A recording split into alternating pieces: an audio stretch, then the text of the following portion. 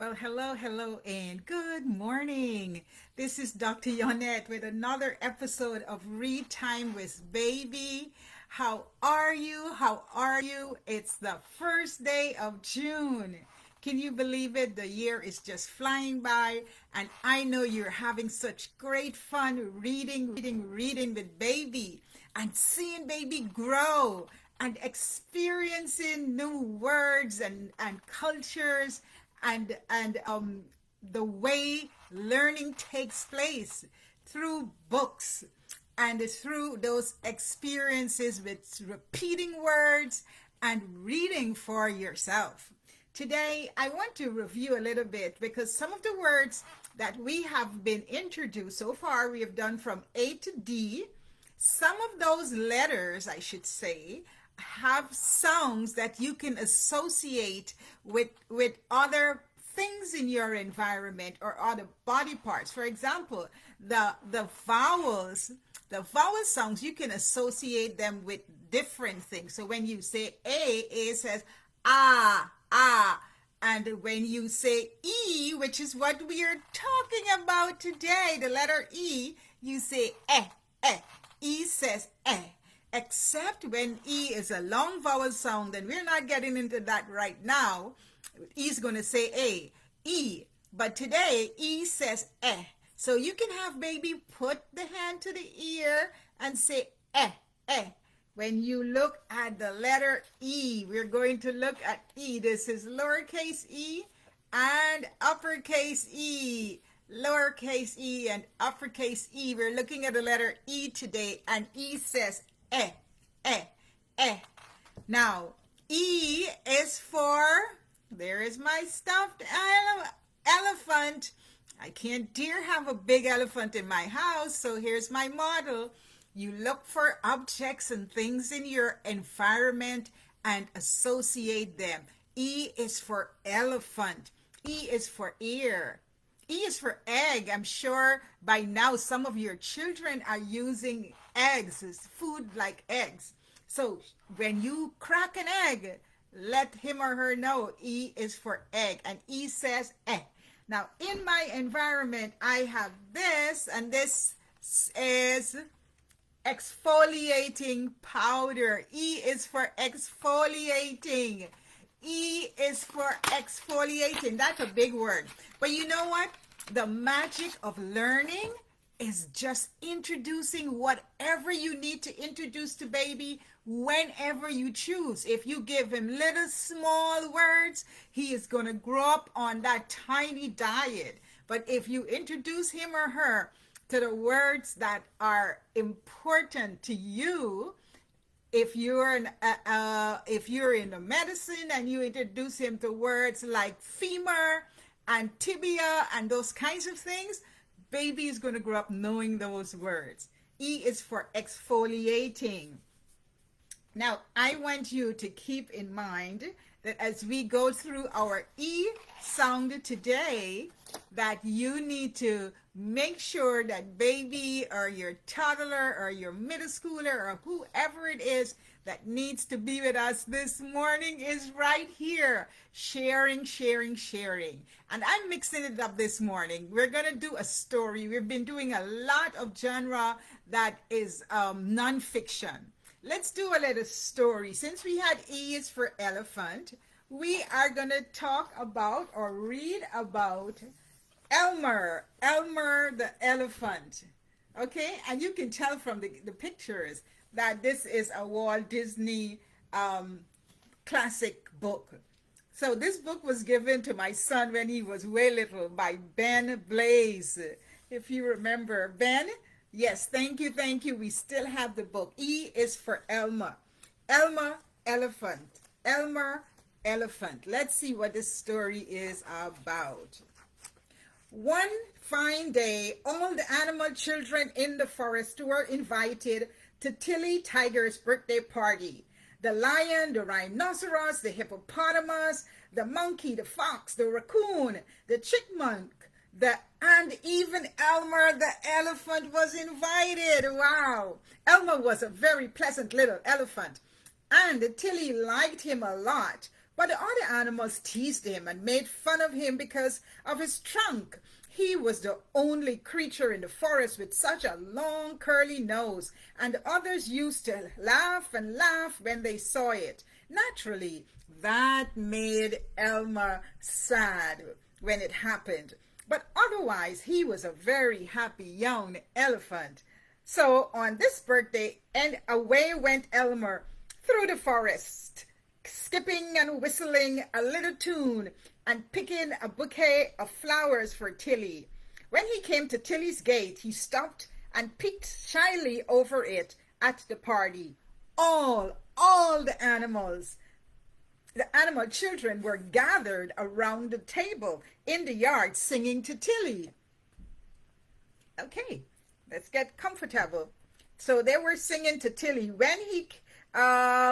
and in the middle of the table was the most beautiful birthday cake Elmer had ever seen. It had delicious pink and white frosting in garlands and wreaths surrounding 6 lighted candles. 6 candles. I wonder how old Tilly is. What do you think? Is she 6 years old? Hello, Elmer, Tilly called. Come on in. You're just in time to watch me blow out my birthday candles.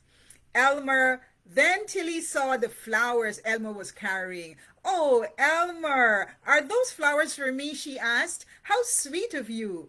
Elmer had never felt so happy. Tilly looked at her cake with its candles, flames dancing brightly. She made a silent wish, took a deep breath, and blew at the candles as hard as she could. The flames flattened out, then sprang up again. They did not go out. Once more, Tilly took a deep breath and blew as hard as she could. Once more, the candles flickered, but they didn't go out. What is going on? Then Tilly squeezed her little paws tightly closed, shut her eyes, and blew until her face turned red. The flames wrinkled and blinked, then popped right back up again. Oh dear me, said Tilly Tiger. Now what? Let me try, offered the little hippo. He took a great huge breath, opened his big mouth wide, and blew up a storm. What do you think happened? Did the candles go out? Let's find out. Shh! Swoosh! The cake was blown right out from under its candles. Oh my goodness. Away it sailed on the hippo's breast, straight across the table, landing with a gooey plop right in Elmer Elephant's face. Oh no. Elmer was so surprised that he just stood there with pink and white frosting sliding down his cheeks and dripping down his curly trunk and his big floppy ears. The animal children laughed and laughed while poor Elmer stood there with his face glowing pink and pinker with embarrassment. It was terrible. Oh no. But Tilly Tiger didn't laugh at her friend. She wiped all the frosting off his face and kissed him right on the tip of his curly trunk. Isn't she nice? That's all right, Elmer, she said. Never mind. I'm going to go up and get us another cake. But while Tilly went upstairs to her treehouse, the other animals began to tease and make fun of Elmer. The monkey waved his hands near his head to look like Elmer's big floppy ears. The hippopotamus let a long flower stem hang from the end of his nose, swinging it from side to side to look like Elmer's trunk. The animal children danced around the little elephant, laughing and screaming. Funny face, Elmer. Big nose, Elmer. Ho, ho, Elmer. You take the cake. Elmer tried to smile bravely, but it just got worse and worse. The little hippo tweaked his trunk The little monkey darted between his legs and tripped him.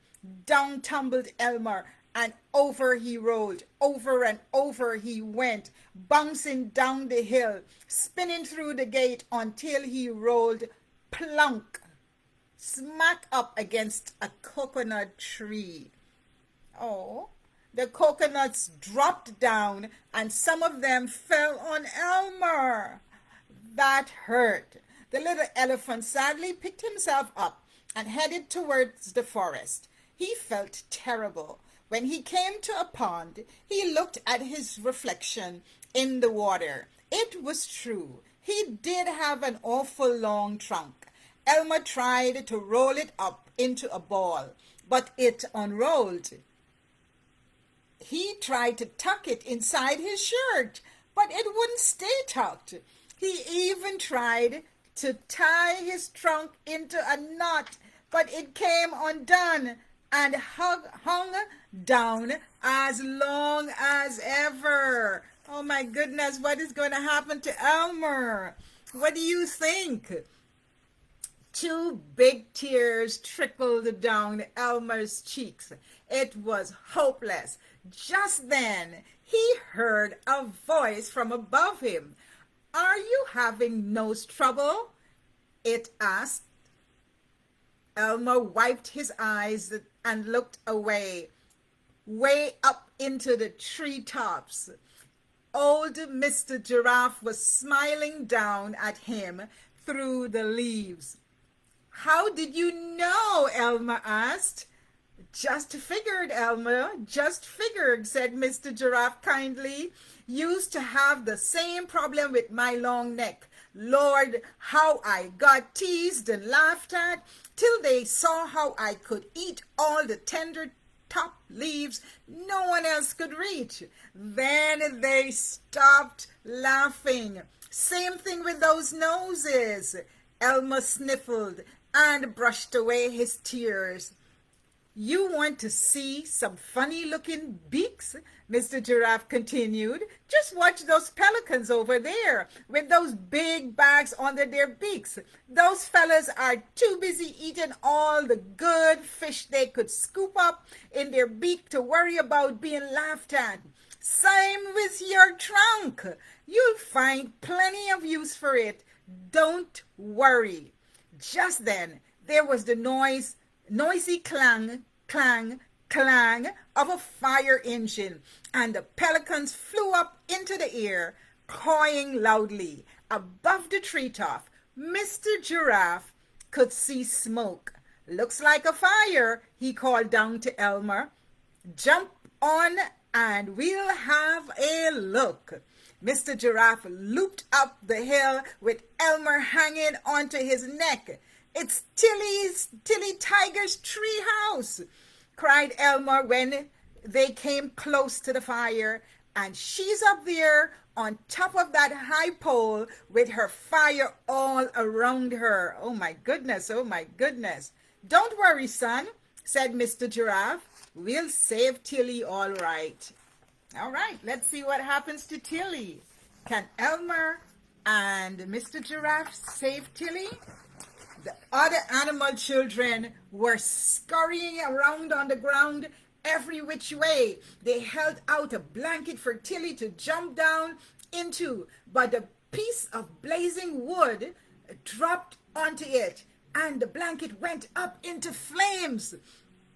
The monkey children tried to climb the pole, but tongues of fire licked at them and drove them back down. The firemen put up their hook and ladder, but the flames simply curled around it and burned it to the ground. It seemed as if nothing helped.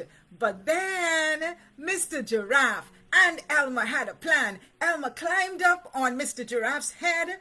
"Come on, boys," the giraffe called to the pelicans. "Get your hose ready for Elmer." One by one, the pelicans flew over to Elmer with their beaks full of water from the pond.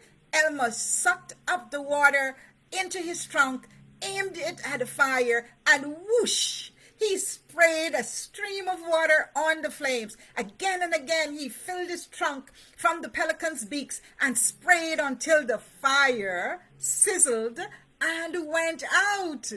My goodness, then Elmer called to Tilly, "Don't be afraid, I'll save you." And he wrapped his trunk snugly around her waist. Very gently, Mr. Giraffe lowered his long neck so that Elmer and Tilly could step on the ground. "My hero!" cried Tilly Tiger, giving Elmer a big kiss. All the animal children jumped with joy and gave a great loud cheer for Elmer Elephant, the hero with the wonderful trunk. But Elmer just folded one big ear over his face shyly. I wouldn't be surprised if he were smiling happily behind it. Isn't that a great story? E is for elephant. E is for Elmer. E says eh, eh. E is for elephant. And E is for exfoliating powder. Exfoliating powder. We went a little late this morning, but I hope you enjoyed our story. Look, books are fantastic. Spend time reading with your child every day. Surround him with a library of books. Surround her with a library of books and let them read their way into learning. This is Dr. Yonette thanking you for joining me this morning and extending you a fabulous day reading, reading, reading.